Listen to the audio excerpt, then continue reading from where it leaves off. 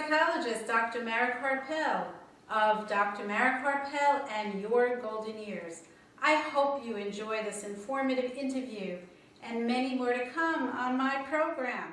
So, why don't you give our listeners a little bit of information about your background? Okay. Well, my wife Ann and I own a company called RedBud Home Care. We're a provider of non-medical home care. So that means we're focused on activities of daily living, ADLs. And we're located in South Austin, and we take care of about 40 people at any one time. And we started the business 4 years ago. We both came from different professional backgrounds, and we wanted to find something to do that would connect us to our community. And so it's called How to Begin Caring for Aging Parents. Mm-hmm. It's not a large booklet. It's really written in everyday language, and it takes my experience and our experience as a company and really puts people in a position where they get some basic questions answered when they're having to start beginning care for an aging parent. Mm-hmm.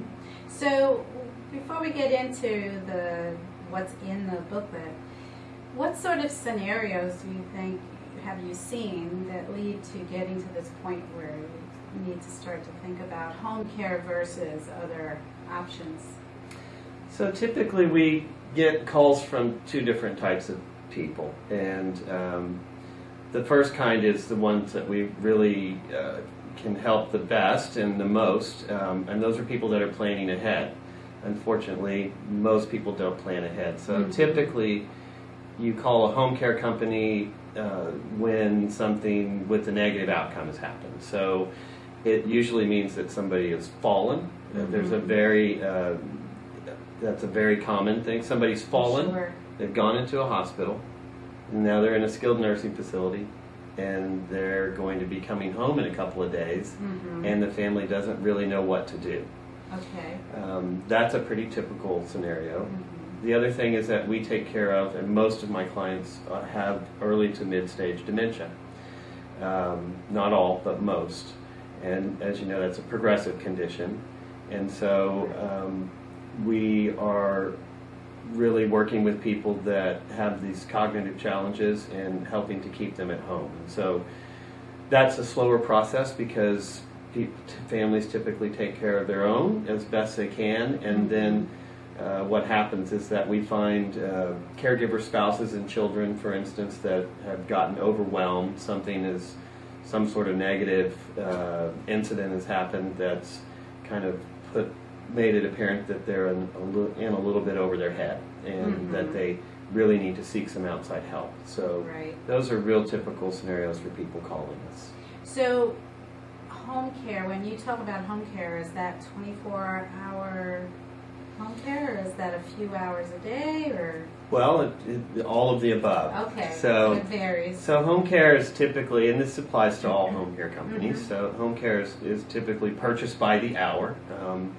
And what we do, and all companies do this, we provide a caregiver on a routine and regular basis mm-hmm. who comes in and performs a series of tasks that have to do with taking care of the client's activities of daily living. So mm-hmm. it can range from helping people with their personal care, bathing and dressing, to transportation, to homemaking activities like cooking and cleaning, pet care, all of the things that one might need to accomplish in order to continue living at home independently with assistance. So mm-hmm. Clients can range from people who need 8 hours a week in 2 4-hour shifts to people who have a caregiver with them 24 hours a day, 7 days a week. Right. So it really kind of runs the gamut.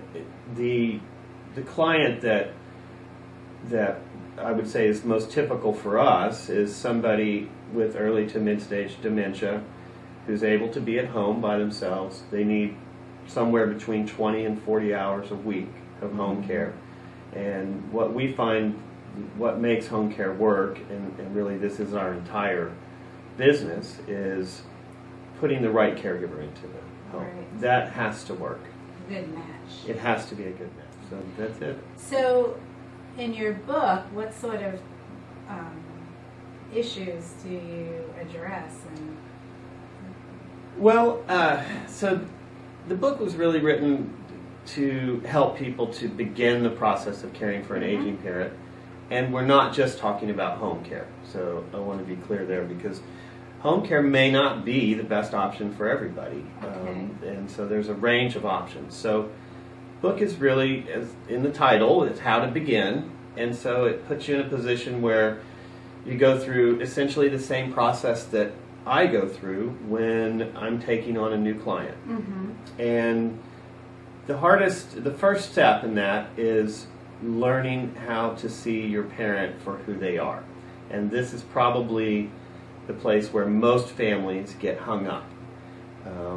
They either have an outdated version of their parent in mind. They may not be willing or fully understand, for instance, physical limitations. There's emotional changes that happen. Somebody who maybe was formerly very social, and if they have a cognitive challenge, may have become a bit reclusive. There's physical challenges, and what I find is that adult children, when they see their parent on a routine basis, but maybe for an hour or two a week, they don't really have a good picture of what their parent's life is like every day. right. And so they may... And I would imagine sometimes it's because their parent kind of hides Yes. some of the Yeah. time. Because parents want to be who they were to their children. So you have this role reversal that happens that is really difficult. And so, it's even items as simple as how many steps can somebody really take in their home on a routine day-to-day basis. So, mom may be trying really, really hard on Thanksgiving Day to not show that she's having a tough time. Right. And she may pull it off, and then the next day she may just be wiped out.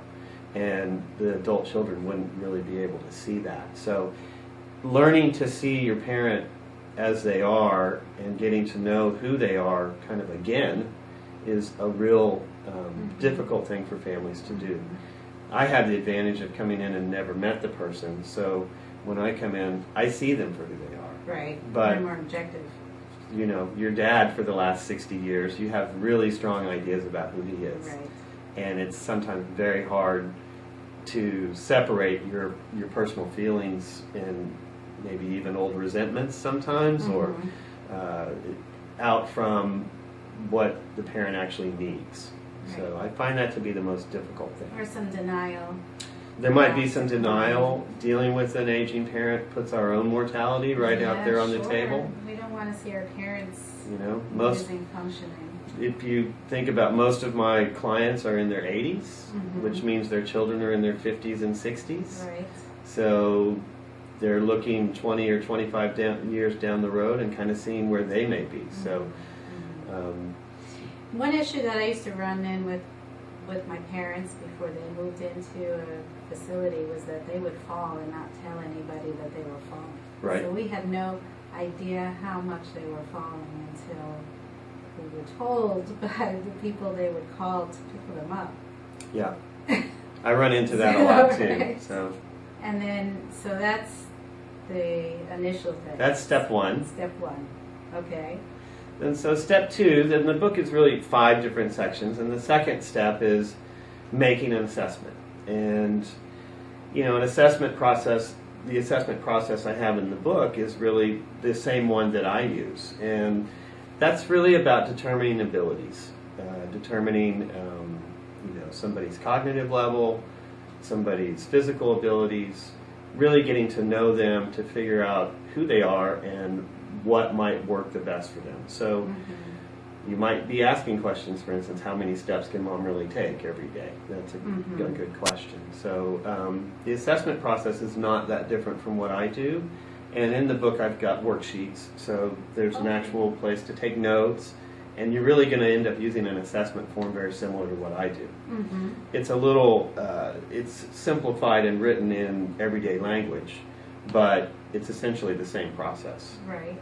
And, in an assessment, what you're doing, what I'm doing as a home care provider is I'm determining if home care is an appropriate option for this person. I have to be able to answer the question, do the services remain appropriate for this person? So in the booklet, you may not be asking that specific question, but you are going to learn about the types of care that would be appropriate. So all the options. Exactly.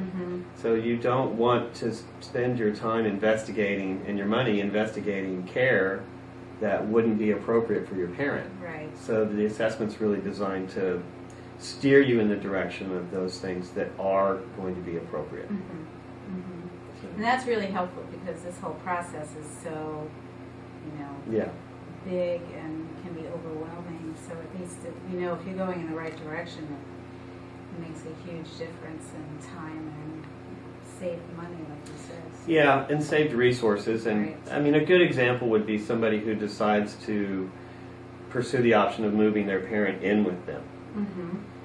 Let's just say they live, they have a second floor room available. That's what they've got in their house. And maybe their parent is capable of climbing the stairs right now, but in the assessment process you're going to learn if that seems likely to continue. And Right. it's most likely not going to be a good option. So really, to begin that care, you should start off with the right option, which would be you're going to have to find a one-floor solution rather than a second-floor solution. Right. So it's sort of a don't fight the last battle, fight the battle that's coming. Sure. And so, it's an Makes incremental process, and people are continuously fighting the last battle. And so the assessment rather than planning ahead. rather than planning ahead. So go ahead and install the grab bars now. That's the Right. that's the answer. Okay. So, Yeah. And that will save a lot of aggravation, I'm sure. and probably keep somebody from falling. Yes. And so yes. that's the most important thing. Absolutely. So, And then what comes after that? So after that, I have a section in there that's really for families to build what is called a model for overall well-being. And this is addressing people's physical and emotional needs and finding different ways to basically focus on their overall well-being. So as a case manager, I'm not a medical provider, and I don't work with acute problems, for instance. So what we do is we manage clients' caregiving to provide the greatest overall well-being. Okay. Okay? And so there's several models out there, and I've got those in the book. This is the first time in the book where it becomes important to separate parents out with dementia from those that don't have dementia, because your overall model of well-being with somebody who has dementia is going to be different. It's going to be a little bit more generalized and based on principles rather than on specific things. And if you have a parent who doesn't have dementia, one of the pillars of their well-being, for instance, might be that they really, really need their dog, But with somebody who has dementia, maybe the dog is not appropriate anymore. So you're really going to look for another way to meet that need. Right. You're going to recognize it, but you might term that something more like companionship. And so there's two models that I have in there. This is really a place where families build their own. They need to sit down and have a discussion with their parent and sort of work on building a personalized model of well. So the next section is called Gathering Resources. And this is an explanation of ways, of places to find resources to care for parents. And of course, we know that that's a huge issue. This is financial resources, emotional resources, just all of the things that you might be able to access in order to provide care. Obviously, money is one of the most important resources you can have, but it's not the only resource that you have available. And so I spend some time talking about how to make up for maybe that lack of resource, and I've got examples in there of families I've seen come together and find a way to pay for things that maybe just because they're working cooperatively they wouldn't be able to afford. People don't know where to turn. So They don't know where to turn, yeah, and so they run up against a problem and they end up making bad decisions. And typically what happens is that people make bad decisions when they are under stress and there's a problem. Sure. And so and we like to avoid negative outcomes from bad decisions in my business. Yes. Really just an examination of all of the options. And home care is one of those, but it's not the only one. So I spend some time discussing memory care. I spend time talking about assisted living, which takes many, many forms. There's all kinds of assisted living, and I talk about the pros and the cons of assisted living, who is a good match for assisted living, who's not. I obviously talk about home care, who's a good candidate for home care and who's not. Right. So we just talk about different scenarios that I've seen. Moving your parent in with you, which is a surprisingly common option these days, and I even noticed that there's many communities now that are being built with what they used to call mother-in-law suites that are aimed at people my age, which is in their 50s, Right.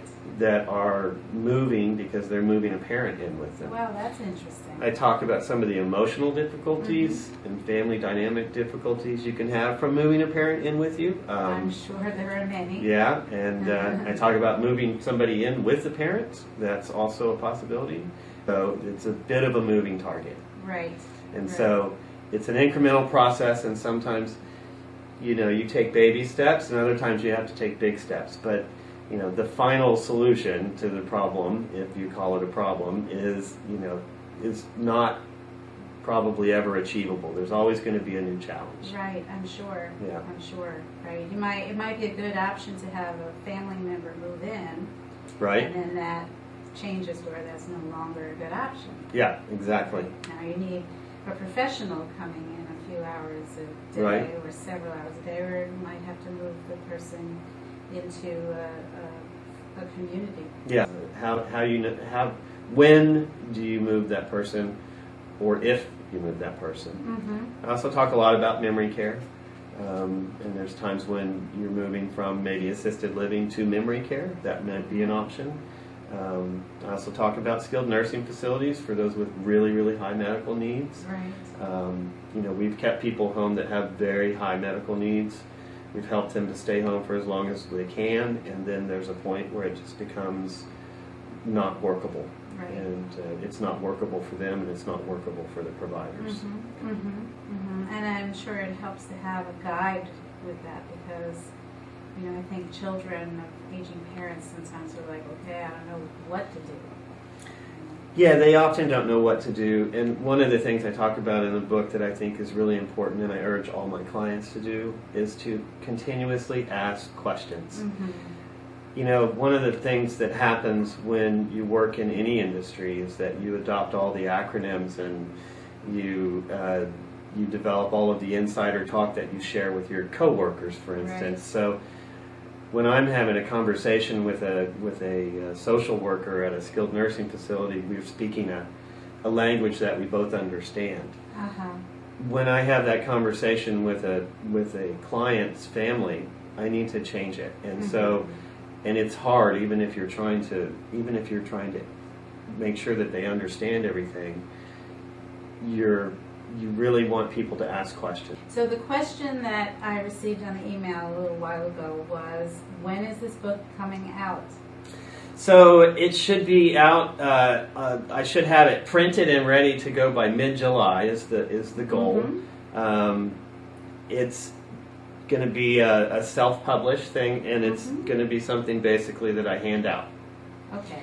And my plan with the book is to present the book to groups of people that have an interest in this. So churches have been a place that I've thought about, and just give them a little talk and just talk about the book, and then they can take it away and use it as a reference tool. Okay. So how can listeners get a hold of it? Well, I guess they'll have to go to my website, to the RedBud Home Care website. Okay, So, which is a mouthful. It's called RedBud HC for Home Care Services.com.